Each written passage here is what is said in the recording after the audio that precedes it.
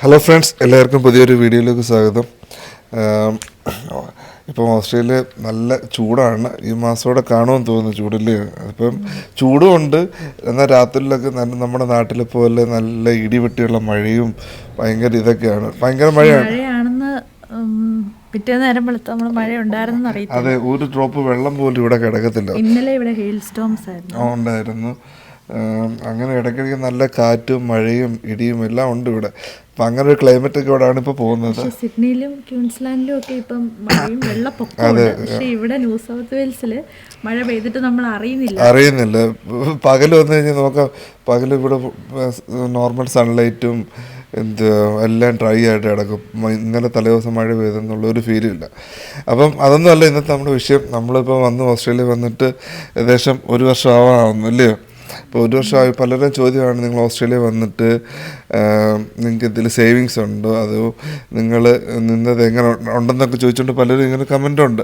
അപ്പോൾ അതിനെക്കുറിച്ചൊരു വീഡിയോ ആണ് ഈ വീഡിയോ. നിങ്ങൾ പൂർണ്ണമായിട്ടും കാണുക. അപ്പം ഞങ്ങളുടെ ഒരു എക്സ്പീരിയൻസ് ഇപ്പോൾ 1 വർഷത്തിനുള്ളിൽ ഇവിടെ വന്ന് അതിൻ്റെ ഒരു കാര്യങ്ങളൊക്കെയാണ് ഈ വീഡിയോ പറയുന്നത്. അപ്പോൾ വീഡിയോ പൂർണ്ണമായിട്ടും കാണുക. തീർച്ചയായിട്ടും വരാനിരിക്കുന്നവർക്ക് ഈ വീഡിയോ ഉപകാരപ്പെടുന്നതായിരിക്കും. ഇപ്പം ഇന്നത്തെ നമ്മുടെ വിഷയം എന്ന് പറഞ്ഞാൽ, നമ്മളിപ്പം ഗൾഫ് രാജ്യങ്ങളിലാണ് ഇപ്പോൾ ഓസ്ട്രേലിയ കൂടുതലായിട്ട് വരാനൊക്കെ ആഗ്രഹിക്കുന്ന ആൾക്കാരുള്ളത്. ഇപ്പം ഓസ്ട്രേലിയയിൽ ഇവിടെ വന്നു കഴിഞ്ഞാൽ പലരും ചോദ്യമാണ്. ഇപ്പം ഞങ്ങളോട് തന്നെ പലരും മെസ്സേജ് അയച്ചൊക്കെ ചോദിക്കാറുണ്ട്, ഓസ്ട്രേലിയയിൽ നമുക്ക് ഗൾഫിലെ പോലെ സേവിങ്സ് ഉണ്ടോ, അല്ലെങ്കിൽ നിങ്ങൾക്ക് എത്ര സേവിങ്സ് ചെയ്യാൻ പറ്റുന്നുണ്ട് എന്നൊക്കെ പലരും ചോദ്യങ്ങൾ വരുന്നുണ്ട്. അപ്പോൾ അതെല്ലാം ഉൾപ്പെടുത്തിക്കൊണ്ടുള്ളൊരു വീഡിയോ ആണ്. ഇപ്പം ആദ്യം തന്നെ ഞാൻ പറയട്ടെ, ഗൾഫ് നമ്മളിപ്പം ഓസ്ട്രേലിയയും UK ആയിട്ടൊക്കെ കമ്പയർ തന്നെ ഒരു എന്താ പറയുന്നത്, രണ്ട് സാഹചര്യങ്ങളാണ്. ഇപ്പം ഗൾഫിലെന്ന് പറഞ്ഞാൽ നമ്മൾ ഒരു 50-55 വയസ്സ് വരെ നമ്മൾ വർക്ക് ചെയ്തു, തിരിച്ച് നമ്മൾ ഉള്ള പൈസ കൊണ്ട് നമ്മൾ നാട്ടിൽ ബാങ്കിലിട്ട് സേവ് ചെയ്ത് നമ്മൾ വൺസ് ഇതായി കഴിഞ്ഞാൽ നമ്മൾ തിരിച്ച് നാട്ടിൽ പോകും. അതുപോലെ ആയിരിക്കത്തില്ല നമ്മൾ ഓസ്ട്രേലിയ വന്നാൽ UK വന്നു കഴിഞ്ഞാൽ നമ്മൾ കംപ്ലീറ്റ്ലി ഡിഫറെൻ്റ് ആണ്.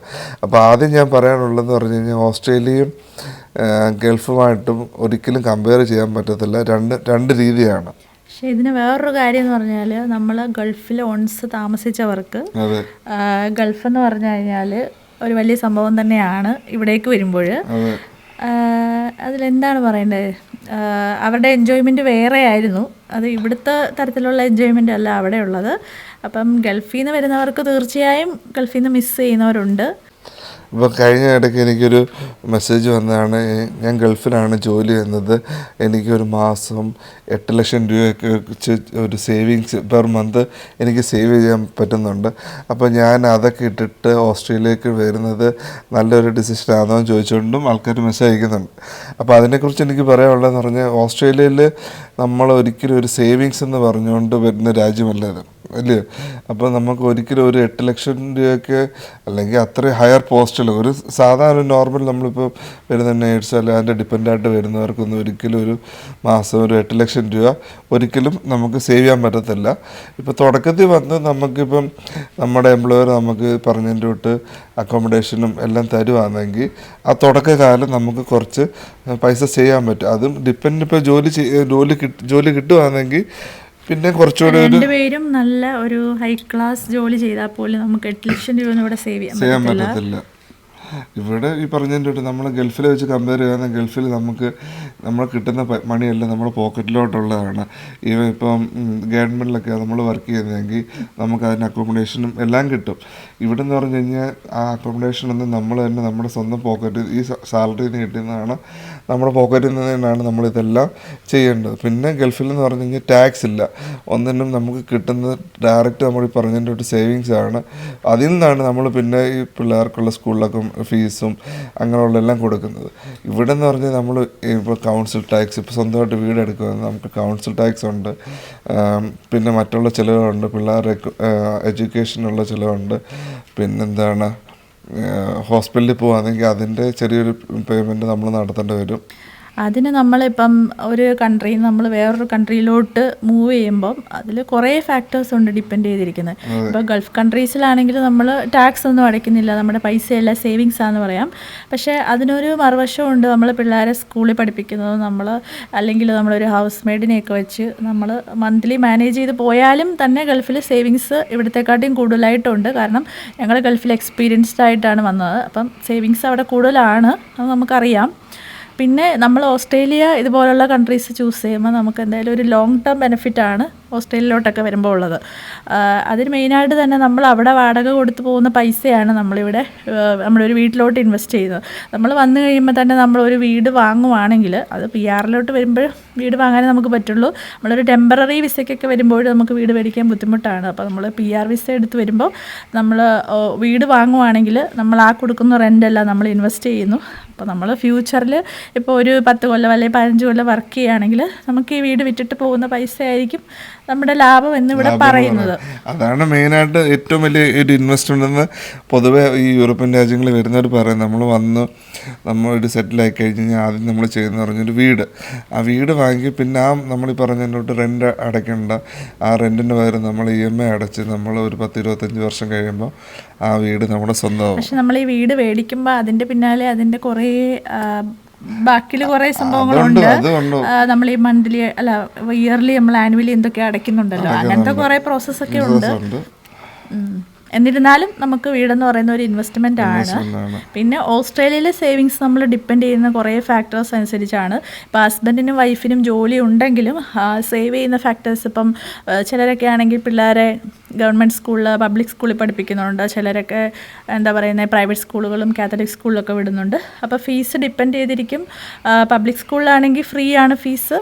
അപ്പം മറ്റേ പ്രൈവറ്റ് സ്കൂളിലും കാത്തലിക് സ്കൂളിലും ആണെങ്കിൽ ഫീസുണ്ട്. ചിലപ്പോൾ ഒരു ആനുവലി തന്നെ ഒരു 9,000 മേളിലാണ് ചെറിയ ക്ലാസ് തൊട്ട് ഇത് മാറിക്കൊണ്ടിരിക്കുന്നത് ഫീസ്. അപ്പം അതിനനുസരിച്ച് നമ്മൾ ഫീസ് അടയ്ക്കേണ്ടതായിട്ട് വരുന്നുണ്ട്. പിന്നെ എന്താ പറയുന്നത് നമ്മുടെ ഗ്രോസറീസ് അത് ഡിപ്പെൻഡ് നമ്മുടെ ഫാമിലിയിൽ എത്ര പേരുണ്ട് അതിനനുസരിച്ചൊക്കെയാണ്. പക്ഷേ കമ്പയറിങ് ടു നമ്മൾ UK-യിലായിരുന്നപ്പോൾ ഉള്ള ഒരു കോസ്റ്റ് ഓഫ് ലിവിങ് ഓസ്ട്രേലിയയിലില്ല, കുറച്ചും കൂടെ ബെറ്ററാണ് ഇവിടെ. അതുപോലെ തന്നെയാണ് നമ്മുടെ വേറെ ചിലവുകളെന്ന് പറഞ്ഞു കഴിഞ്ഞാൽ ഈ പറഞ്ഞതിൻ്റെ തൊട്ട് നമ്മുടെ എന്താണ് ഇലക്ട്രിസിറ്റി ബില്ല്, നെറ്റ്, പിന്നെന്ന് പറഞ്ഞു കഴിഞ്ഞാൽ നമ്മളിപ്പം ഇന്ത്യൻസാണ്, നമ്മളിപ്പം ഇന്ത്യൻ ഗ്രോസറി എന്തായാലും നമുക്ക് വേണം, അരി, ആട്ട, അങ്ങനെയുള്ള സംഭവങ്ങൾക്കൊക്കെ. അപ്പം ഏകദേശം നമുക്ക് ഇതെല്ലാം ഒരു മാസത്തിൽ നമ്മൾ വാങ്ങിക്കുമ്പോൾ ഏകദേശം ഒരു $2,000 ഇല്ലയോ അടുപ്പിച്ച് നമുക്കൊരു ചിലവ് വരുന്നുണ്ട് ഇവിടുത്തെ. റെന്റിന് പുറമെയാണ് 2,000 രൂപ എന്തായാലും ഗ്രോസറീസിനെല്ലാം ചിലവ് വരുന്നുണ്ട്. പിന്നെ എൻ്റെ ഒരു എക്സ്പീരിയൻസ് എന്ന് പറഞ്ഞാൽ ഞാൻ ഗൾഫിൽ ഗവൺമെൻറ്റിലായിരുന്നു വർക്ക് ചെയ്തുകൊണ്ടിരുന്നത്. അപ്പോൾ എനിക്ക് എവരി 10 months എനിക്കും എൻ്റെ ഫാമിലിക്കും ടിക്കറ്റ് ഉണ്ടായിരുന്നു, ഫ്ലൈറ്റ് ടിക്കറ്റ്. അപ്പം അതൊന്നും ഇവിടെ ഇല്ല. അപ്പം അതൊക്കെ നമ്മുടെ കയ്യിൽ നിന്നാണ് ഇട്ട് നാട്ടിലേക്ക് പോകേണ്ടത്. അത് ഏറ്റവും വലിയൊരു കാര്യമാണ്. കാരണം ഓസ്ട്രേലിയയിൽ നിന്ന് നമ്മൾ നാട്ടിലോട്ട് പോകുന്നത് ഒരു 4 members ഉള്ള ഫാമിലിക്ക് ഫ്ലൈറ്റ് ടിക്കറ്റ് അത്രയും കൂടുതലാണ് ഇവിടുന്ന് അവിടെ വരെ പോകാനായിട്ട്. പക്ഷേ ഗൾഫിലായിരുന്നെങ്കിൽ എനിക്കിതെല്ലാം ഫ്രീ ആയിരുന്നു. എവരി 10 months കൂടുമ്പോൾ എനിക്കൊരു ടിക്കറ്റും ഉണ്ടായിരുന്നു, എനിക്കും എൻ്റെ ഫാമിലിക്കും. അപ്പം അതൊക്കെ വെച്ച് നോക്കുമ്പോൾ അങ്ങനെയും എക്സ്പെൻസ് ഉണ്ട്. അതൊരു സൈഡിൽ ബെനിഫിറ്റ് ആയിരുന്നു ഗൾഫിലെന്ന് പറഞ്ഞു കഴിഞ്ഞാൽ. ഇവിടെ എന്ന് പറഞ്ഞു കഴിഞ്ഞാൽ ടിക്കറ്റിന് അന്യായ പൈസയാണ് അല്ലേ. നമ്മളൊരു നാട്ടിൽ പോകണമെന്ന് പറഞ്ഞാൽ UK-ലും എനിക്ക് അത്രയും വ്യത്യാസം ഒരു ബുദ്ധിമുട്ട് തോന്നിയില്ലായിരുന്നു. നമ്മൾ അടുപ്പിച്ച് എന്താ പറയുക അത്രയും ഇതുണ്ടല്ലോ, അടുത്തായിരുന്നു, നമുക്ക് ഡയറക്റ്റ് ഫ്ലൈറ്റ് ഉണ്ടായിരുന്നു. ഇവിടെ വന്നു കഴിഞ്ഞപ്പം ഞാനിപ്പോൾ റീസെൻ്റായിട്ട് നാട്ടിൽ പോയിരിക്കുകയാണ്. അപ്പോൾ നോക്കിയപ്പോൾ തന്നെ നമ്മളിവിടുന്ന് നമ്മൾ റൂറൽ ഏരിയയിലാണ് താമസിക്കുന്നത്. അപ്പോൾ ഞങ്ങൾ ടിക്കറ്റൊക്കെ നോക്കി കഴിഞ്ഞപ്പോൾ തന്നെ ഇവിടെ അടുത്ത എയർപോർട്ട് റൂറലിൽ നിന്ന് അങ്ങോട്ട് അടുത്ത സിഡ്നി ഡൊമസ്റ്റിക് ഫ്ലൈറ്റ്സിനായിരുന്നു നമ്മൾ ഇന്റർനാഷണൽ ഫ്ലൈറ്റിനെക്കാട്ടിയും ചാർജ് കൂടുതൽ. അതെ. അപ്പോൾ അതൊക്കെ നോക്കുമ്പം നല്ലൊരു ഇതാണ്. എനിക്കത് ഭയങ്കര ഒരു ബുദ്ധിമുട്ടായിട്ട് തോന്നി. പിന്നെ ഞാൻ ഇവിടുന്ന് ഡയറക്റ്റ് മെൽബണിനാണ് ബുക്ക് ചെയ്തത്. മെൽബണിൽ നോക്കിയപ്പോൾ ഇതിൻ്റെ പകുതി പൈസ ഉള്ളൂ. പിന്നെ വേറുള്ളൊരു സംശയമാണ് നമ്മൾ ഡിപ്പെൻഡൻസ്, ഇപ്പോൾ ഈ ഗൾഫിൽ നിന്നൊക്കെ വരുന്ന ഡിപ്പെൻഡൻസിന് ജോലി കിട്ടുമെന്നുള്ളത്. അപ്പം ഓഫ് കോഴ്സ് നമുക്ക് അവർക്കൊരു ഡിഗ്രി ഉണ്ടെങ്കിൽ ഇവിടെ ഒരു ചെറിയ കോഴ്സ് എന്തെങ്കിലും ചെയ്യേണ്ടി വരുമായിരിക്കും. അവർക്കൊരു നല്ലൊരു ഡിഗ്രി ഇല്ലെങ്കിൽ കൂടെ തന്നെ നമ്മൾ എന്തെങ്കിലുമൊക്കെ ഒരു കോഴ്സ് ചെയ്താലും നമുക്ക് എന്താ പറയുക, നമുക്കൊരു ജോലി കിട്ടാൻ ഈസിയാണ് ഇവിടെ. ഈസിയാണ്. അത് ഈ പറഞ്ഞ ടഫ് എന്ന് പറഞ്ഞാൽ മിക്കുള്ള എല്ലായിടത്തും ഉള്ളതാണ്. അവിടെ നമ്മളൊരു 3 മാസത്തെ 6 മാസത്തെ കോഴ്സ്, അല്ലെങ്കിൽ നമുക്കിപ്പോൾ നഴ്സിംഗിലോട്ട് തന്നെ ചൂസ് ചെയ്യണമെങ്കിൽ നമുക്ക് നഴ്സിംഗ് തന്നെ ചൂസ് ചെയ്യാം. അല്ലെങ്കിൽ തന്നെ ഒത്തിരി ട്രേഡ് കോഴ്സസ് ഉണ്ട് ഇവിടെ. അപ്പം നമ്മുടെ നാട്ടിലെ പോലെ നമ്മൾ നേരെ അല്ലെങ്കിൽ 10 കഴിഞ്ഞിട്ട് അല്ലെങ്കിൽ +2 കഴിഞ്ഞിട്ട് നമ്മൾ നേരെ ഒരു എന്താ പറയുന്ന എഞ്ചിനീയർ അല്ലെങ്കിൽ നഴ്സിംഗ് അല്ലെങ്കിൽ നല്ലൊരു കോഴ്സിലേക്കാണ് നമ്മൾ നാട്ടിൽ ചൂസ് ചെയ്ത് പോകുന്നത്. മോസ്റ്റ്ലി എല്ലാവരും തന്നെ ഒരു ജോലി പ്രതീക്ഷ. പക്ഷേ ഇവിടെയാണെങ്കിൽ ഇപ്പം 10th +2 ഒക്കെ കഴിഞ്ഞ് കഴിഞ്ഞാൽ, ആ ഗ്രേഡ് കഴിഞ്ഞ് കഴിഞ്ഞാൽ ഇവിടെ നമുക്ക് ട്രേഡ് കോഴ്സുകളാണ് എല്ലാവരും ചൂസ് ചെയ്ത്. അവർ പെട്ടെന്ന് തന്നെ ലൈഫ് സെറ്റിൽ ആവുകയാണ്. ഇപ്പോൾ ഒരു 18 വയസ്സാകുമ്പോൾ തന്നെ അവരുടെ ലൈഫ് സെറ്റാണ്. അവർ ചെറിയൊരു കോഴ്സ് പഠിച്ച് അവരങ്ങനത്തെ രീതിയിൽ അങ്ങ് പോകും.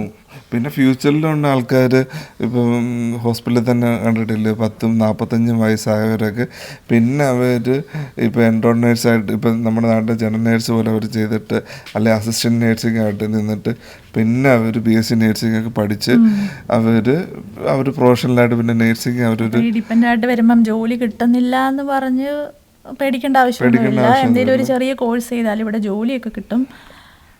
റൂറൽ ഏരിയയിൽ കുറച്ച് പാടാണ്, എന്നിരുന്നാലും നമ്മളൊരു കോഴ്സൊക്കെ ചെയ്താൽ ജോലി ചെയ്യാൻ കിട്ടാൻ എളുപ്പമാണ്. അതുപോലെ തന്നെ നമ്മൾ ഈ ചിലവിൻ്റെ കാര്യം പറഞ്ഞപ്പോഴാണ് നമ്മൾ ഇപ്പം വണ്ടി എടുക്കുകയാണെങ്കിൽ അതിൻ്റെ ഒരു മാസോട് വരും. അപ്പോൾ അതും ഇപ്പോൾ പുതിയ വണ്ടി എടുക്കുന്നതെങ്കിൽ ആ വണ്ടിയുടെ എത്രയാണെന്ന് വെച്ച് കഴിഞ്ഞാൽ അതിൻ്റെ ഒരു അടവ് നമ്മുടെ ബാങ്കിൽ നിന്ന് എടുക്കും. അപ്പോൾ അതും ഒരു ചിലവാണ്. അത് ഞാൻ പറയാൻ വിട്ടുപോയിരുന്നു. പിന്നെ വേറൊരു കാര്യം, നമുക്ക് എങ്ങനെയൊക്കെ പൈസ ഏൺ ചെയ്താന്ന് പറഞ്ഞാൽ, നമ്മൾ ഈ PR വിസയിൽ വരുവാണെങ്കിൽ നമ്മൾ ഒരു ജോബിൽ തന്നെ സ്റ്റക്ക് ചെയ്ത് നിൽക്കേണ്ട ആവശ്യമൊന്നുമില്ല. നമുക്ക് പലതരം ജോബുകൾ ചെയ്യാം. ഡിപ്പെൻഡൻസിന് ഏതൊക്കെ നമുക്ക് പോകാൻ ഇഷ്ടമുണ്ടോ അതിലൊക്കെ നമുക്ക് പോകാൻ പറ്റും. നമുക്ക് സമയവും ആരോഗ്യവും ഉണ്ടെങ്കിൽ നമുക്ക് എത്ര ജോബ് വേണമെങ്കിലും ഇവിടെ സെലക്ട് ചെയ്യാൻ പറ്റും. ഗൾഫിലാണെങ്കിൽ നമുക്കത് പറ്റത്തില്ല. ഒരു സ്പോൺസറിൻ്റെ അണ്ടറിൽ വന്നു കഴിഞ്ഞാൽ നമുക്ക് ആ പർട്ടിക്കുലർ ജോബ് മാത്രമേ ചെയ്യാൻ പറ്റത്തുള്ളൂ. ഇവിടെ എന്ന് പറഞ്ഞാൽ നമുക്ക് പറഞ്ഞിട്ട് ആരോഗ്യം ഉണ്ടെങ്കിൽ ഇപ്പോൾ 3 ദിവസം ഈ ജോബ് ചെയ്തിട്ട് അടുത്ത ദിവസം വേറെ ജോബ് പൈസ ഉണ്ടാക്കി നമുക്ക് ഒരു ബുദ്ധിമുട്ടില്ല. നമുക്ക് ആരോഗ്യം ഉണ്ടെങ്കിൽ നമുക്ക് ഇവിടെ അത്യാവശ്യം പൈസ ഉണ്ടാക്കാൻ പറ്റുന്ന ഒരു രാജ്യം തന്നെയാണ് ഓസ്ട്രേലിയ. അത് വെച്ച് നോക്കുമ്പോൾ ഗൾഫിൽ നിന്ന് വരുന്നവർക്ക് ഏറ്റവും ഒരു ബെനിഫിറ്റ് ആയിരിക്കും പൈസ ഉണ്ടാക്കാൻ താല്പര്യമുള്ളവർക്ക്. പിന്നെയെന്ന് വെച്ചാൽ ഇവിടെ ഒരു മിനിമം വേജ് എന്ന് പറഞ്ഞാൽ ലാസ്റ്റ് ഇയറിലെ സ്റ്റഡീസ് വെച്ചിട്ട് ഇവിടുത്തെ ഒരു മിനിമം വേജ് എന്ന് പറഞ്ഞാൽ 28-ന് മേളിലാണ്. അപ്പോൾ ഒരു വീക്ക്ലി തന്നെ നമുക്കൊരു 900+ സേവിങ്സ് വരുന്നുണ്ട്. 38 അവേഴ്സ് ഫുൾ ടൈം ചെയ്യുവാണെങ്കിൽ. ഇവിടുത്തെ ഒരു ഫുൾ ടൈം എന്ന് പറയുന്നത് 38 അവേഴ്സാണ് വീക്ക്ലി നമ്മൾ ചെയ്യേണ്ടത്. ഏതൊരു ഫീൽഡിലാണെങ്കിലും 38 അവേഴ്സ്. അപ്പം നമ്മളൊരു മന്ത്ലി കാൽക്കുലേഷനൊക്കെ വരുവാണെങ്കിൽ ഒരു നിയർലി 4000 അകത്ത് നമുക്കൊരു ലോ ക്ലാസ് ജോലി ചെയ്താൽ നമുക്കൊരു ഏണിങ്സ് അത്രയൊക്കെ വരുന്നുണ്ട്. പിന്നെ നമ്മൾ എന്താ പറയുന്ന ഒരു ഡിസബിലിറ്റി കോഴ്സ് അല്ലെങ്കിൽ ഒരു ചെറിയൊരു കോഴ്സ് എടുത്ത് നമ്മളൊരു 6 മന്ത്സ് അല്ലെങ്കിൽ 3 മന്ത്സിന് ആ കോഴ്സ് ചെയ്യുവാണെങ്കിൽ നമുക്കൊരു ബേസിക് പേ വരുന്നത് 30ക്ക് മുകളിലാണ്. എന്തായാലും 32 തൊട്ട് തുടങ്ങുന്നുണ്ട്. ഡിപ്പെൻസ് ഓൺ ദ എക്സ്പീരിയൻസും ഡിപ്പെൻസ് ഓൺ ദ ആ ഒരു എന്താ പറയുക കെയർ ഹോമിനെ ഡിപ്പെൻഡ് ചെയ്തിരിക്കും. അതനുസരിച്ച് നമുക്ക് അത്ര റേറ്റ് വരുന്നുണ്ട്. അപ്പം തന്നെ നമ്മുടെ സാധാരണ ചിലവുകളും വീട്ടിലെ ചിലവുകളും ഒക്കെ കഴിഞ്ഞ് പോകും. പിന്നെ നമുക്ക് ഒരാളുടെ സാലറി എന്തായാലും സേവിങ്സ് ആയിട്ട് കിട്ടും.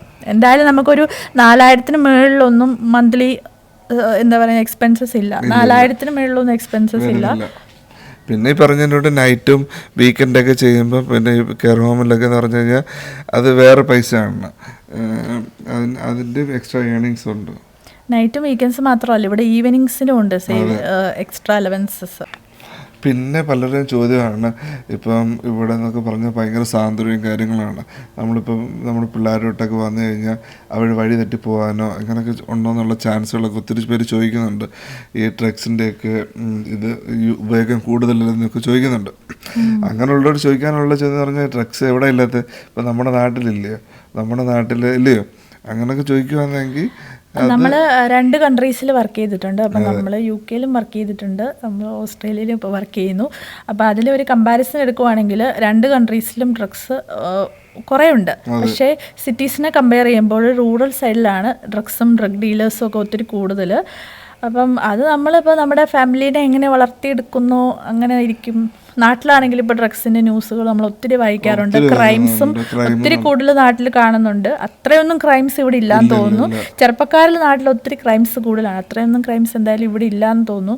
പിന്നെ ഡ്രഗ്സിനെ കുറിച്ച് പറയുകയാണെങ്കിൽ റൂറൽ ഏരിയാസിൽ ഒത്തിരി കൂടുതലാണ് കമ്പയറിംഗ് ടു സിറ്റീസ്. ഞങ്ങൾ ആദ്യം വന്നപ്പോൾ നമ്മൾ വിചാരിച്ചു ഇവിടെ കുഴപ്പമൊന്നുമില്ല, ഇവിടെ നിന്ന് അങ്ങനൊന്നുമില്ല, ചെറിയ സ്ഥലമായതുകൊണ്ട് അങ്ങനെയുള്ള. പക്ഷേ സിറ്റിനെക്കാട്ടിലും കൂടുതൽ നമുക്ക് അങ്ങനെയുള്ള ഒത്തിരി വാർത്തകൾ ഇവിടെ കേൾക്കാറുണ്ട്. അത് വെച്ച് നോക്കുമ്പോൾ അതൊന്നും വെച്ചിട്ട് നമുക്ക് ഇപ്പോൾ വരാതിരിക്കാൻ പറ്റത്തില്ലല്ലോ. വന്നു ഇപ്പോൾ നാട്ടിലെ വെച്ച് നോക്കുകയാണെങ്കിൽ നാട്ടിലും ഉണ്ട് ഡ്രഗ്സ്, നാട്ടിലും പല രീതിയിലുള്ള ആൾക്കാർ, ക്രൈമുകൾ കൂടുതലാണ് ഇവിടെ വെച്ച് നോക്കുമ്പം. അപ്പം ഇവിടെ ക്രൈം ഇല്ലെന്നല്ല, പക്ഷെ അതൊക്കെ ഒരു സാഹചര്യമാണ്. നമ്മളിപ്പോൾ അതിലൊന്നും ബോധറായിട്ട് കാര്യമൊന്നുമില്ല. അത് നമ്മൾ നമ്മുടെ ചെറിയ തലമുറയിൽ വളർത്തിയെടുക്കുന്നത് പോലെ ഇരിക്കും. എങ്ങനെയാണെങ്കിലും അത് നാട്ടിലാണെങ്കിലും അങ്ങനെയാണ്, UK യിലാണെങ്കിലും ഗൾഫ് കൺട്രീസിലും അങ്ങനെയാണ്. പിന്നെ ഗൾഫ് കൺട്രീസിൽ ഇതുപോലെ ഡ്രഗ്സും ആൽക്കഹോളും ഒന്നും ഒഴുകാത്തത് കൊണ്ട് അത്ര സ്ട്രിക്റ്റ് ആയിട്ടാണ് പിള്ളേരും വളരുന്നത്. അത് വേറൊരു ലൈഫാണ്. അതെന്ന് പറഞ്ഞു കഴിഞ്ഞാൽ ഇത് ഒരു ഡെമോക്രാറ്റിക് കൺട്രിയാണ്. മറ്റേതെന്ന് പറഞ്ഞു കഴിഞ്ഞാൽ ഒരു ഭരണകൂടത്തിൻ്റെ ഒരു ഭരണമാണ് അവിടെ നടത്തുന്നത്. അവരെന്താണ് ഡിസിഷൻ, അത് അങ്ങനെ വ്യത്യാസങ്ങളുണ്ട്. ആ ലോ നമ്മൾ കർശനമായിട്ട് നമ്മൾ ഫോളോ ചെയ്യാതെ മറ്റേത് ഏത് രാജ്യം അതിന് ലോ ഫോളോ ചെയ്യണം. പക്ഷേ ഇവിടെ എന്ന് പറഞ്ഞു കഴിഞ്ഞാൽ അത് ഇതുമായിട്ട് ഒരിക്കലും കമ്പയർ ചെയ്യാൻ പറ്റത്തില്ല നമ്മൾ നിയമത്തിൻ്റെ കാര്യത്തിൽ. ഇവിടെ നമ്മുടെ ഹോസ്പിറ്റലിലാണെങ്കിലും ഉണ്ടല്ലോ ഒരു ഒരു ഒരു ടൈപ്പ് ബോക്സ് ഉണ്ട്. ആ ബോക്സ് വരെ അവർ വീട്ടിൽ കൊടുത്തു വിടുന്നുണ്ട്. എന്തിനാണെന്നറിയോ? ആ സിറിഞ്ചസ് ഒക്കെ ഡിസ്പോസ് ചെയ്തിട്ട് തിരിച്ച് ഹോസ്പിറ്റലിൽ തന്നെ കൊണ്ടിടാനായിട്ട്. പിന്നെ നമ്മൾ ഇപ്പോൾ ഗൾഫിലെ സാലറി എന്ന് പറഞ്ഞാൽ നമുക്ക് എത്രയാണോ കിട്ടുന്നത് അതുകൊണ്ട് നമ്മൾ ഒരു സാറ്റിസ്ഫൈഡായി പോവാറുണ്ട്. പക്ഷേ അതുപോലെയല്ല നമുക്ക് ഇവിടെ എന്ന് പറഞ്ഞു ഓസ്ട്രേലിയയിലേക്ക് എന്ന് പറഞ്ഞു കഴിഞ്ഞാൽ ഒത്തിരി ബെനിഫിറ്റ്സ് ഉണ്ട്. അത് പലർക്കും പല കാര്യങ്ങളും അറിയത്തില്ല അതിനെപ്പറ്റി. ഇപ്പം നമ്മൾ തുടക്കത്തിൽ വന്നപ്പോഴും നമുക്ക് ഇതിനെപ്പറ്റി അറിയത്തില്ലായിരുന്നു. നമുക്ക് ഇപ്പോൾ ടാക്സ് റിട്ടേൺ എന്നൊക്കെ പറഞ്ഞ പരിപാടികളുണ്ട്. അതൊക്കെ നമ്മൾ എന്തൊക്കെ കാര്യങ്ങളാണോ ചെയ്തത് അതെല്ലാം നമുക്ക് ഈ എൻഡ് ഓഫ് ദി ഇയർ ആകുമ്പോൾ നമുക്ക് ക്ലെയിം ചെയ്യാൻ പറ്റും. ഇപ്പോൾ നമ്മളിപ്പോൾ ഉദാഹരണത്തിന് നമ്മളിപ്പോൾ ഡ്യൂട്ടിക്ക് നമ്മൾ എന്തെങ്കിലും സാധനങ്ങൾ വാങ്ങിച്ചു, ആ സാധനങ്ങളെല്ലാം നമുക്കൊരു ബില്ലാക്കിയിട്ട് നമുക്കതൊരു കുറച്ച് നമുക്കത് ഇതാക്കാൻ പറ്റും. അതുപോലെ സാലറിയിൽ നിന്ന് ടാക്സ് പിടിച്ച് തന്നെ നമുക്കത് നിർബന്ധമായിട്ട് ഇവർ ചെയ്യണമെന്നാണ് പറയുന്നത്. അപ്പോൾ അതും ഒത്തിരി ബെനിഫിറ്റ്സ്, അങ്ങനെയുള്ള കാര്യങ്ങളൊക്കെ നോക്കുമ്പോൾ ഒത്തിരി ബെനിഫിറ്റ്സ് ഓസ്ട്രേലിയയിലുണ്ട്. ഞാൻ ഇപ്പോൾ അതൊക്കെ വെച്ച് നോക്കുകയാണെങ്കിൽ ഒത്തിരി ബെനിഫിറ്റുകൾ എനിക്ക് ഗൾഫിനെക്കാട്ടും എനിക്ക് ഇഷ്ടപ്പെട്ട ഓസ്ട്രേലിയയാണ്. ഇപ്പോൾ നമ്മൾ പറയാം ഉദാഹരണമായിട്ട് നമുക്കിവിടെ മെഡിക്കെയർ സംഭവങ്ങളൊക്കെ ഉണ്ട്. നമ്മളിപ്പോൾ വന്ന് ഹസ്ബൻഡ് അല്ലെങ്കിൽ ഡിപ്പെൻഡായിട്ട് ആരോ വന്ന് നമുക്ക് 1 ഇയറായിട്ട് ജോബൊന്നുമില്ല. അപ്പോൾ നമ്മളത് എന്താ പറയുന്നത്, നമ്മൾ സെൻട്രൽ ലിങ്കിങ് ഒരു ബെനിഫിറ്റ് ഉണ്ട് നമ്മൾ ജോലി ഇല്ലാത്തവർക്ക് വേണ്ടിയിട്ട്. അങ്ങനെയൊക്കെ നോക്കുമ്പം ഒത്തിരി സപ്പോർട്ടുണ്ട് വരുന്നവർക്ക്. ഇപ്പോൾ ഇതൊന്നും ചെയ്ത് തരേണ്ട ആവശ്യമൊന്നുമില്ല. അവരത് നമുക്കത് നല്ല രീതിയിൽ സപ്പോർട്ട് ചെയ്ത് തന്നെയാണ് നമ്മളെ മുന്നോട്ട് കൊണ്ടുവന്നത്. ഇപ്പോൾ പലരും ഒരു ചോദ്യം ഉണ്ടാകും, ഞങ്ങൾ ഓസ്ട്രേലിയ വന്നിട്ട് ഹാപ്പി അല്ലയോ എന്ന്. പൂർണ്ണമായിട്ടും ഞാൻ നല്ല രീതിയിൽ ഹാപ്പിയാണ് ഓസ്ട്രേലിയയിൽ. ഒരു ഇത് മാത്രമേ ഉള്ളൂ, റൂറൽ ഏരിയയിൽ വന്നു, അതിൻ്റെ ഒരു ചെറിയ പോരായ്മകളല്ലാതെ ഞങ്ങൾ പൂർണ്ണമായിട്ടും ഹാപ്പിയാണ്. എന്താ പറയുന്നത്, ഒരിക്കലും ഒരു റിഗ്രറ്റ് ഉണ്ടാകത്തില്ല. ഗൾഫിൽ നിന്ന് വന്നിട്ട് നമുക്ക് ഇവിടെ വന്നതിന് ഒരു റിഗ്രറ്റും ഇല്ല. ഞങ്ങൾ പൂർണ്ണ ഹാപ്പിയാണ്. നീ ഹാപ്പി അല്ലേ? പക്ഷേ നമുക്ക് ഫുഡ് അങ്ങനെ നമ്മൾ ഗൾഫിലായിരിക്കുമ്പോൾ നമ്മൾ പെട്ടെന്ന് ഇപ്പോൾ ഇന്ന ഫുഡ് വേണമെന്ന് പറഞ്ഞു കഴിഞ്ഞാൽ ഏതൊരു ടൈപ്പ് നാട്ടിലെ ഫുഡും അപ്പം തന്നെ അവൈലബിൾ ആയിരുന്നു. പക്ഷെ ഇവിടെ കുറച്ച് ഫുഡിന് കുറച്ച് പ്രോബ്ലം ഉണ്ട്. നാടൻ ഫുഡ്. പക്ഷെ സിറ്റീസിൽ പോയാൽ നമുക്ക് ആ ഗൾഫിൻ്റെ ടേസ്റ്റോട് കൂടി അടുത്തടുത്തായിട്ടിരിക്കുന്ന കടകളിൽ നിന്നും കിട്ടത്തില്ല. ആ ഒരു കടകളൊന്നുമില്ല, അത്രയും കടകളൊന്നുമില്ല. ഇപ്പൊ നമുക്കൊരു എന്താ പറയുക, ഒരു മന്തി കഴിക്കണം, അല്ലെങ്കിൽ ഒരു ബാർബിക്യൂ, അല്ലെങ്കിൽ നമ്മുടെ ഹോസ്പിറ്റലിൽ അന്ന് ഗൾഫിൽ നമ്മൾ വർക്ക് ചെയ്യുമ്പം നമ്മുടെ ഹോസ്പിറ്റലിൽ ഇപ്പം 4 മണിക്ക് ചായ അങ്ങനത്തെ സംഭവങ്ങൾ വരുവാണെങ്കിൽ അത് ഓർഡർ ചെയ്താൽ നമുക്ക് നാട്ടിലെ പോലെ തന്നെ ചായയുടെ സാധനങ്ങൾ, സ്നാക്സ് എല്ലാം അപ്പം അതുപോലെ കിട്ടുന്നുണ്ട്. അതൊക്കെ കിട്ടുക. നമ്മളിപ്പോൾ വൈകുന്നേരം പോയി കഴിഞ്ഞാൽ മറ്റേ ഉണ്ടംപൊരി അതൊക്കെ കിട്ടുന്നത്, അതൊക്കെ വല്ലാതൊരു മിസ് ചെയ്യുന്നുണ്ട്. അതൊക്കെ നമ്മൾ ഇപ്പം എന്താ ഇവിടുത്തെ എന്ന് പറഞ്ഞാൽ നമ്മൾ സ്വന്തമായിട്ട് ഉണ്ടാക്കി കഴിക്കും. ഉണ്ടംപൊരിക്ക് പോയി ഏത്തക്കൊക്കെ കിട്ടണമെങ്കിൽ നമ്മളിപ്പോൾ അത് ഇതിലും കടയിലൊക്കെ പോയിട്ട് വേണം നമ്മൾ വാങ്ങിച്ച് വന്ന് ചെയ്യുക. അങ്ങനെയുള്ള സംഭവങ്ങളൊക്കെ നോക്കുമ്പം ഗൾഫ് ഫുഡിൻ്റെ കാര്യത്തിൽ ഭയങ്കരമായിട്ട് മിസ് ചെയ്യുന്നുണ്ട്. ഫുഡ് അല്ലാതൊക്കെ നോക്കുകയാണെങ്കിൽ ഓക്കെയാണ്, ഹാപ്പിയാണ്. നമുക്ക് പറഞ്ഞിട്ട് ഒരു രാജ്യത്ത് നമുക്ക് ഫസ്റ്റ് ഓഫ് ഓൾ അങ്ങനെ കുറച്ച് കാണാൻ പറ്റത്തില്ല, എല്ലാം സാറ്റിസ്ഫൈ ചെയ്ത് നമുക്ക് എങ്ങും നിൽക്കാൻ പറ്റത്തില്ല. യു കെയിലാണെങ്കിൽ തണുപ്പ് എവിടെയും സാറ്റിസ്ഫൈ നമുക്ക് ചെയ്യാൻ പറ്റത്തില്ല. എല്ലാ കൺട്രീസും എന്താ പറയുന്നത് അതിൻ്റെതായ ബെനിഫിറ്റും അതിൻ്റെതായ ഇതുകൊണ്ട്. അപ്പൊ എല്ലാം മനസ്സിലാക്കി, പിന്നെ അതുമല്ല നമ്മളിപ്പം ഗൾഫിലായിരുന്നപ്പോൾ നമ്മൾ വേറൊരു ലൈഫ് സ്റ്റൈല്, വേറൊരു ഇത്. അപ്പൊ ഇവിടെ എത്തുമ്പോൾ നമ്മൾ ഈ കൺട്രിയോട് അനുയോജ്യമായ രീതിയിൽ ജീവിച്ചു പോവുകയാണെങ്കിൽ നമുക്ക് അതിലോട്ട് ഒരു അഡാപ്റ്റേഷൻ. അല്ലാതെ എല്ലാ കൺട്രിയിലും അതിൻ്റെതായ ഇതുണ്ട്. ഇതൊന്നും പറ്റാത്തവർക്ക് തിരിച്ച് നാട് തന്നെയാണ് ശരണം. അല്ലാതെ ഞാനിപ്പോൾ വന്നിട്ട് ഞാനൊരു കൺട്രി കുറവായിട്ട് കാണുന്നില്ല. നമ്മളിപ്പോൾ 3 കൺട്രി നമ്മൾ ജീവിച്ചു. അപ്പോൾ അതിൻ്റെ ഒരു അനുഭവങ്ങൾ മാത്രമേ ഷെയർ ചെയ്തെന്നേ ഉള്ളൂ. അപ്പം നാട്ടിലുള്ളവർക്ക് പക്ഷേ എങ്ങനെയും നാട്ടിൽ നിന്ന് രക്ഷപ്പെടണം എന്ന് വിചാരിക്കുന്നവരാണ് ഭൂരിഭാഗം ആൾക്കാരും. എല്ലാത്തിലും അതിൻ്റെതായ ഇതുണ്ട്. അതുണ്ട്. അപ്പം ഇന്നത്തെ വീഡിയോ ഇതൊക്കെയാണ് ഞങ്ങൾ പറയാൻ ഉദ്ദേശിച്ചത്. ഒരു ചെറിയൊരു ഐഡിയ, ഒരു ബേസിക് ഐഡിയ ആണ്. എന്താണ് ഒരു ജസ്റ്റ് ഒരു കമ്പാരിസൺ പൂർണ്ണമായിട്ടല്ല, ഇനിയും കുറേ കാര്യങ്ങൾ പറയാനുണ്ട്. ഒത്തിരി ബെനിഫിറ്റ്സും ഉണ്ട്, മേ ബി ഒത്തിരി എന്താ പറയുക ഡീമെറിറ്റ്സും ഒത്തിരി ബെനിഫിറ്റ്സും ഒക്കെ ഉണ്ട്. പക്ഷെ നമ്മൾ ചെറിയ രീതിയിലാണ് അവിടെ ഇവിടെയൊക്കെ തൊട്ടേ പറഞ്ഞിട്ടുള്ളൂ. ജസ്റ്റ് നമുക്ക് അറിയാവുന്ന നമ്മൾ എക്സ്പീരിയൻസ് ചെയ്ത കാര്യങ്ങളാണ് കൂടുതൽ നമ്മൾ പറയാൻ ശ്രമിച്ചത്.